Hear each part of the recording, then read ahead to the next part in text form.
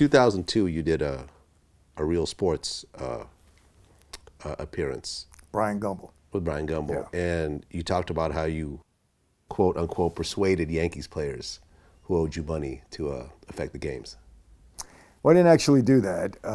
They tried to get me to say that it was the Yankees. Now, I'm a diehard Yankee fan. The last Okay. team I'm going to hold accountable is the Yankees, but they tried to get me to say that it was Yankees. And all I said is, look, we had members of a lot of teams that were gambling with us, players, and I'm not singling out the Yankees. Okay, fair And enough. I'm not saying they threw any games. I'm not saying that. Okay. Not with my Yankees. Well, you were involved in the NBA at one point. With NBA players? Well, you had some sort of involvement in the NBA. Well, I was actually a speaker for them. I was speaking to a lot of NBA rookies for a couple of years. Okay, about what? Dangers of gambling. Aha. Yeah. They recruited me to actually talk to the players. As you were running an illegal gambling operation. No, this was after. This is after. This was after, okay. yeah. Well, you spoke on the Michael Jordan situation. Yeah. How involved were you, in terms of your, well, I'm not going to say your involvement, but how much did you know about that whole situation? Because Jordan himself was a serious gambler. Yes. You actually referred to him as a degenerate gambler. He's a big gambler. Big. I mean, Michael gambles on everything from what my experiences, what I was told, and people that know him, yes. Okay. Did you personally know him at all or no? I met him. I met him actually at an NBA deal that we had, an event, yeah. Okay. But he never gambled with you? With me, no. Okay. So he had this serious gambling problem, and then his father gets murdered.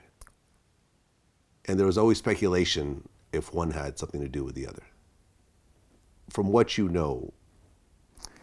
Again, I don't have firsthand knowledge of this, but being that I was working with the NBA at that time, I was told two things. One, that he was told to leave the NBA around the time that his father got murdered because stories were about to come out, and there was a lot of heat on the fact that because of Michael's gambling habit, his father paid the price.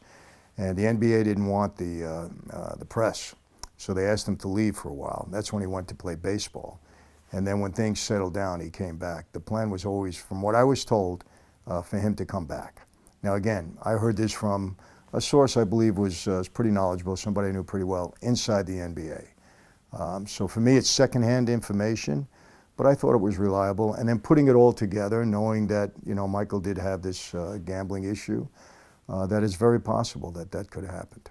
So you're saying there's a strong possibility that his father was murdered because he wasn't paying back his gambling debts? I don't know. Again, I can't be specific. I don't know if it wasn't paying back. I don't know what, again, the specifics of it were, but I was led to believe that it had something to do with his gambling problem. Okay. Exactly what, I don't know. And honestly, I didn't care enough to look into it. Okay. Well, and the guys who killed him got caught and sentenced. From what I heard, yeah.